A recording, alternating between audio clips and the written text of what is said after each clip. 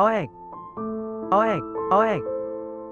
Marcelo mengerjapkan matanya, ia terbangun dari tidurnya karena mendengar suara berisik dari dalam kamar mandi. Marcelo bangkit kemudian duduk di tepian tempat tidurnya sambil mendengarkan suara berisik tersebut. Karena penasaran, akhirnya Marcelo berjalan menghampiri ruangan tersebut.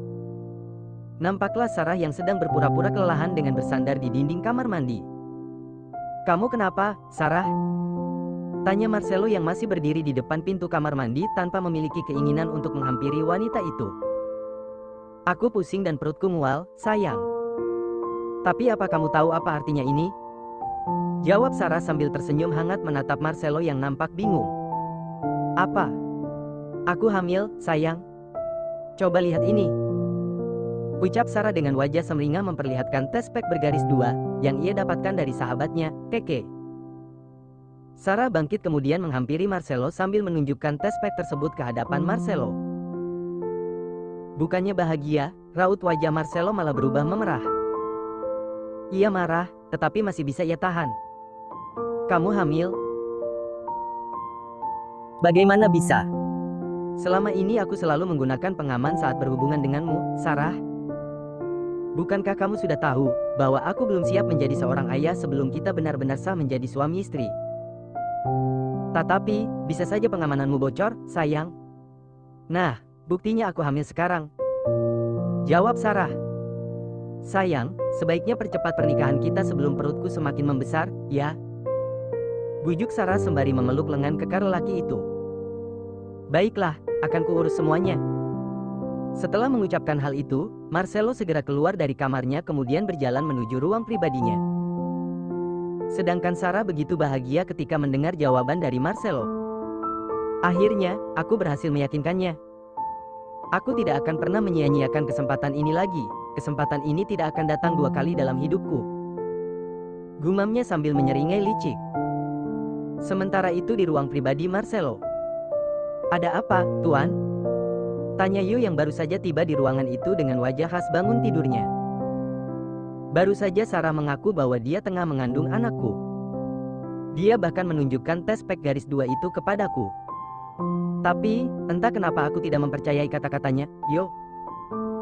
Aku yakin bahwa selama aku berhubungan dengannya, aku selalu bermain aman.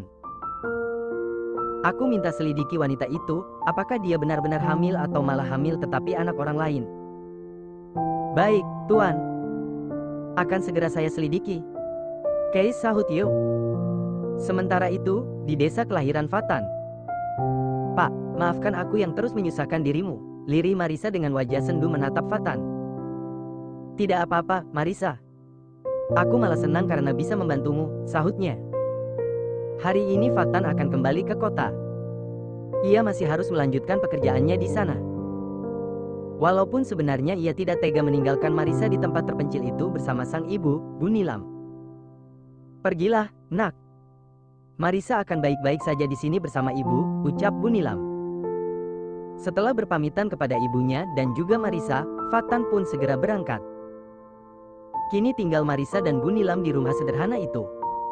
"Nak, ibu tinggal dulu, ya," ucap Bu Nilam sambil mengelus pundak gadis itu dengan lembut. Marisa ikut, Bu." Marisa malah mengikuti Bu Nilam menuju dapur. Ternyata wanita parubaya itu ingin melanjutkan pekerjaannya, yaitu memasak untuk makan malam mereka nanti. "Ibu lagi masak apa?" tanya Marisa. "Itu, ibu lagi memasak nasi, Nak. Nasi tadi udah habis." Bu Nilam terkekeh, Fatan itu kalau sudah memakan masakan ibu, suka lupa sama porsinya, sambungnya. Seumur-umur, gadis itu tidak pernah bergelut di dapur. Bahkan ketika ia masih tinggal bersama Melinda pun, Bi Anilah yang selalu mempersiapkan segala sesuatunya. Ia dan Melinda tinggal duduk manis kemudian menyantapnya.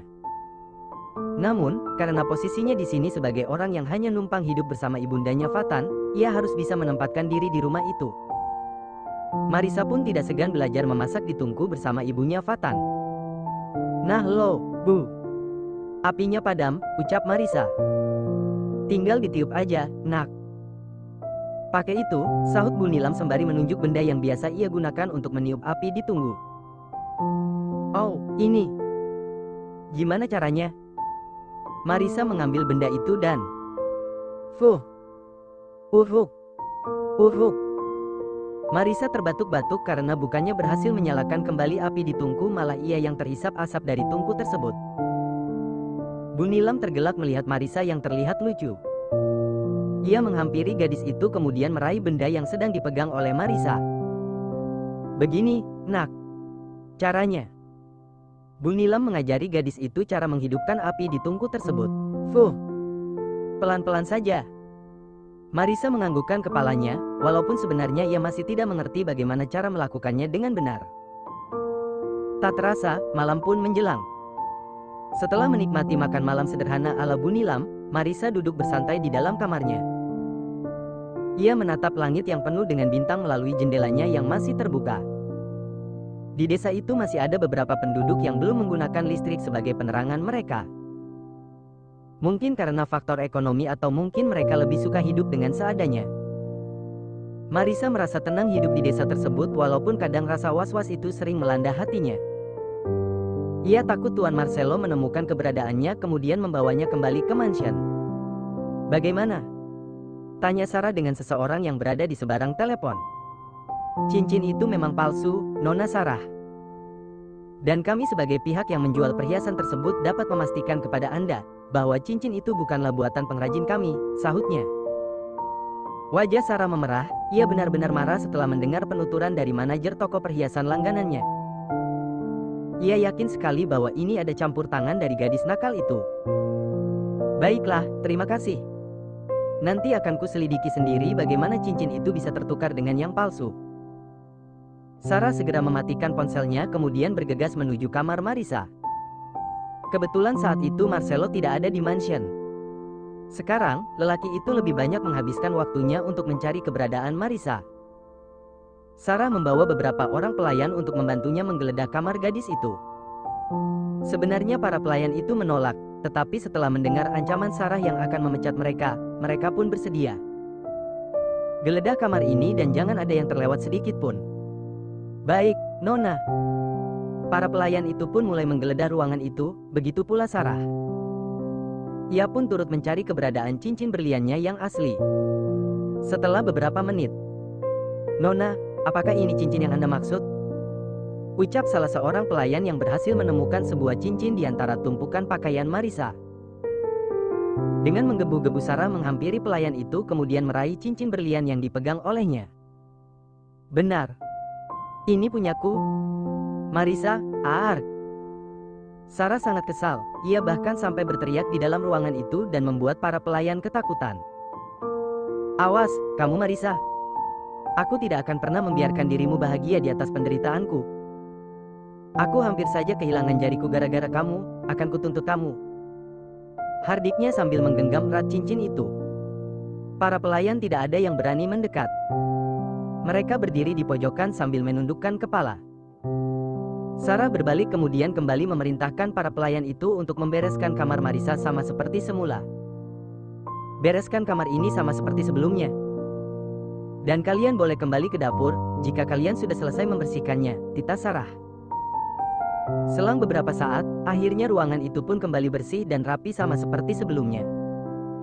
Setelah kepergian para pelayan, Sarah kembali meletakkan cincinnya di dalam lemari pakaian gadis itu. Jika kamu berani mengacaukan hubunganku bersama Marcelo, maka ini adalah senjataku untuk menghancurkan dirimu, Marisa. Gumamnya sambil menyeringai licik. Sementara itu, Marcelo berada di dalam mobilnya bersama Yo dan beberapa bodyguardnya. Mereka sedang mengintai pergerakan Fatan yang baru saja tiba di kediamannya. Sebaiknya kita segera menghampirinya, Tuan. Sebelum ia pergi lagi, ucap Yo. Baiklah.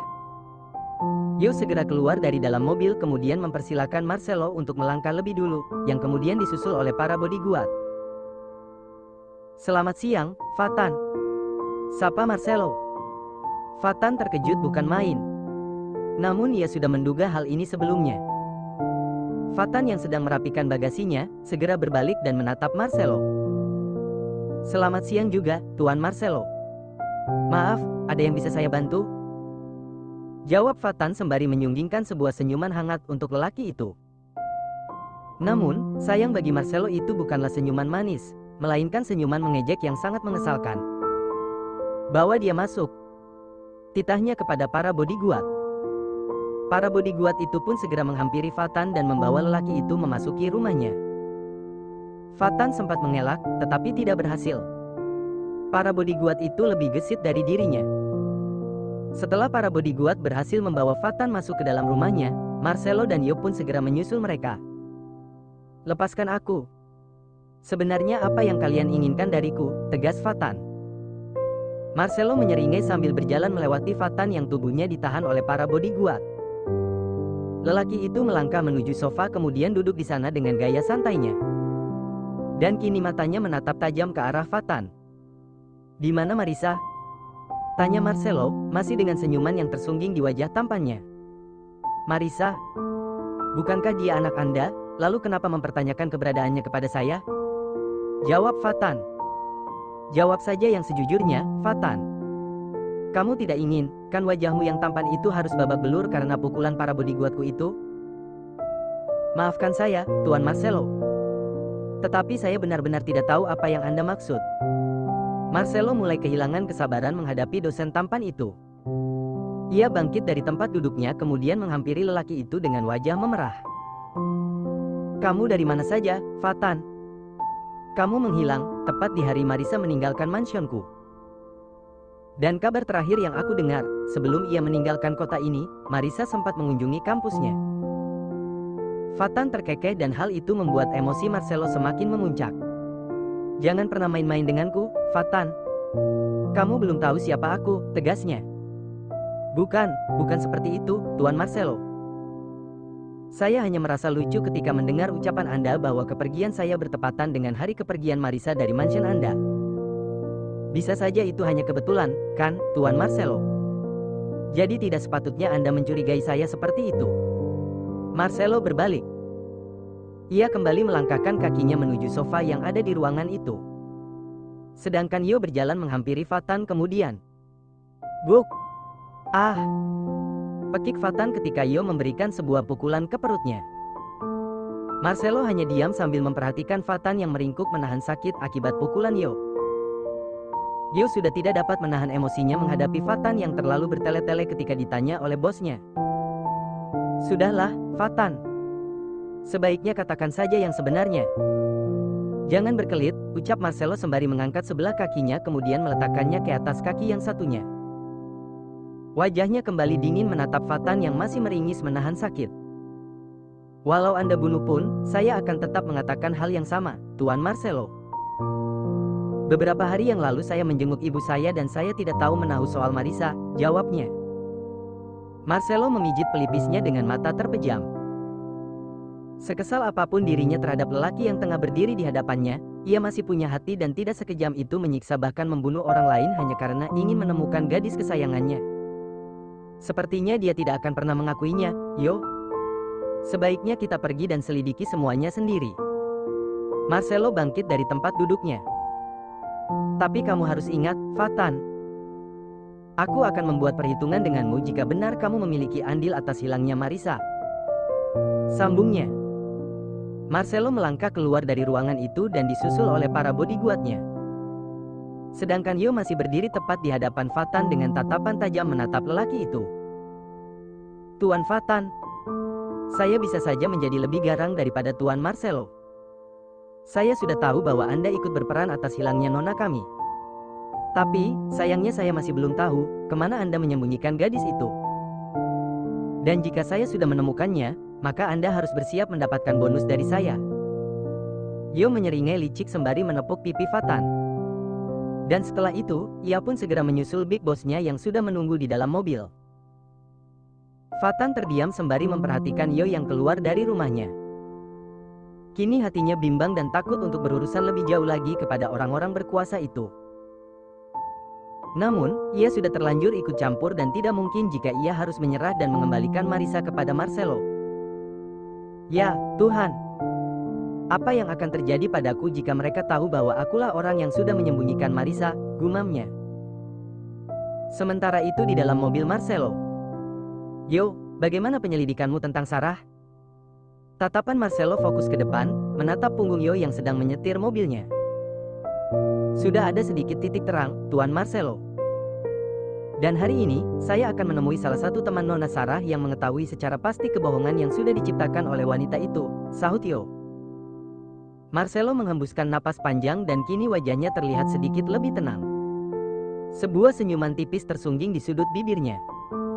Akhirnya ia bisa bernapas lega karena salah satu permasalahannya sudah mulai terpecahkan. Dan sekarang ia bisa lebih fokus lagi mencari putri kesayangannya yang pergi entah kemana.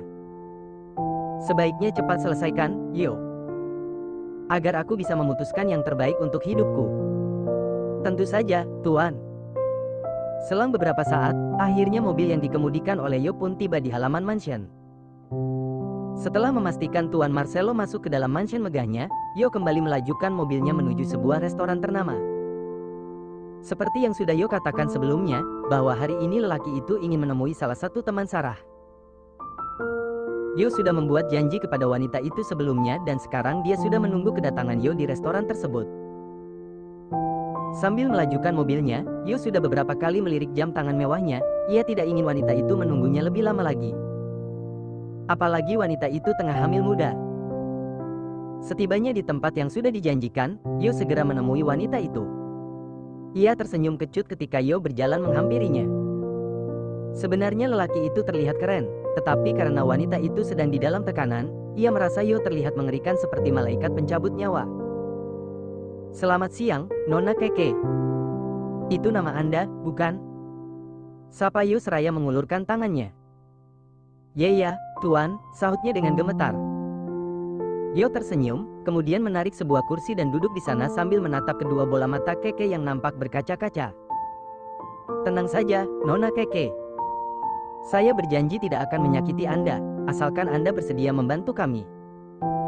Keke mencoba menenangkan dirinya. Sebenarnya Yo tidak pernah menakut-nakuti wanita itu. Namun, entah kenapa wanita itu sangat ketakutan. Apalagi saat ini seorang bodyguard sangar sedang berdiri tepat di belakangnya. Baiklah, sebenarnya apa yang Anda inginkan dari saya?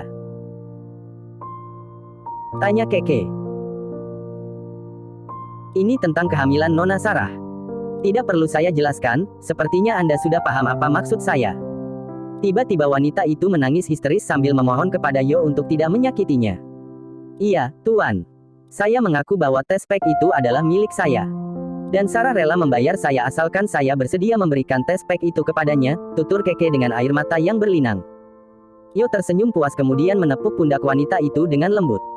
Terima kasih atas kerjasamanya, Nona Keke. Saya senang karena Anda tidak mempersulit pekerjaan saya. Dan sebagai imbalannya, Anda bisa pesan apa saja di sini dan saya yang akan membayarnya. Setelah mengucapkan hal itu, Yo bangkit dari tempat duduknya kemudian melangkah meninggalkan Keke yang masih shock.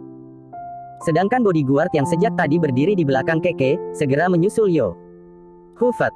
Beruntung dia tidak menyakitiku, gumam Keke sembari bangkit dan bergegas pulang. Jangankan untuk memesan makanan, perutnya yang terasa sangat lapar pun mendadak kenyang setelah melihat wajah sangar bodyguard itu. Sebenarnya apa yang terjadi padaku? Setelah kepergian gadis itu, aku seperti orang bodoh, bahkan otakku pun sudah tidak bisa berpikir dengan jernih. Batin Marcelo. Sayang, kamu kenapa?